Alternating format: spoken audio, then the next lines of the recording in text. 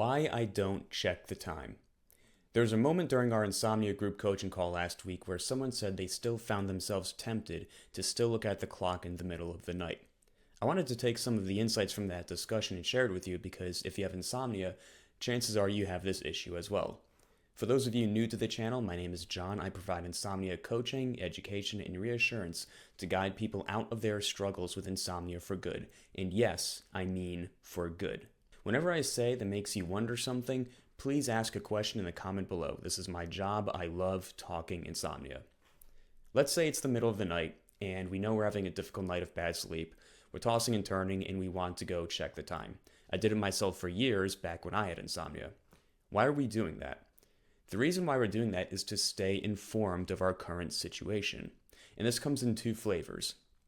Number one, we feel like we're in a sticky situation, and normally for other problems in our lives, being informed of what's going on, what have I tried so far, what else can I do, is usually really helpful.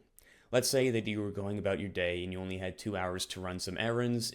You might problem solve and try and figure out the smartest or most efficient way to go about them so you can get the most done with your time.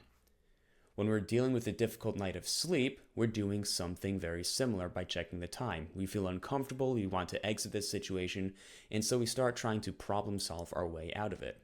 We feel that having more data is going to help us. Or, number two, we do it to feel safe.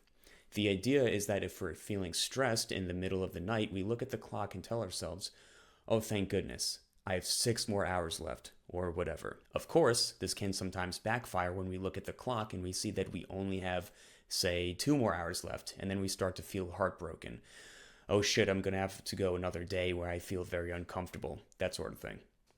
Either way, ultimately what happens when we do this is that it reinforces the idea that nighttime wakefulness is wrong, and that we need to work to stay on top of it. For most people, while nighttime wakefulness might not be ideal, they have a far more laid-back attitude about it. It's not the worst thing in the world. On the other hand, someone suffering from chronic insomnia, someone who has come to develop these really strong feelings about being awake at night, is much more likely to have a disproportionate emotional reaction to that. So for people with insomnia, when they are checking the time, it's not done out of nonchalant curiosity. They're doing it to see how dangerous or safe they are. This again is not helpful, even if the clock gives us a safe time, because if there's a safe time, then there is a bad time. Even I personally, as someone who's been over insomnia for 2 years, still don't look at the clock when I wake up in the middle of the night. I sleep great, but I just don't need to know about it. Let me put it this way. I've talked to a lot of people who have suffered from chronic insomnia. I don't know a single person who overcame their insomnia by keeping track of the time during the night. Not one. Literally zero. If you want to know what I do instead of checking the time, what I would recommend to all my clients, I came out with a free webinar called 3 a.m. The link is in the description below. You can go and find there. I highly recommend checking it out if you've been dealing with insomnia. It's got some really good stuff in there. During the coaching call, I made an imperfect analogy that when we check the time during the night, it's almost like the same sort of morbid curiosity as smelling the milk that's been in our fridge since 2022 before we throw it out.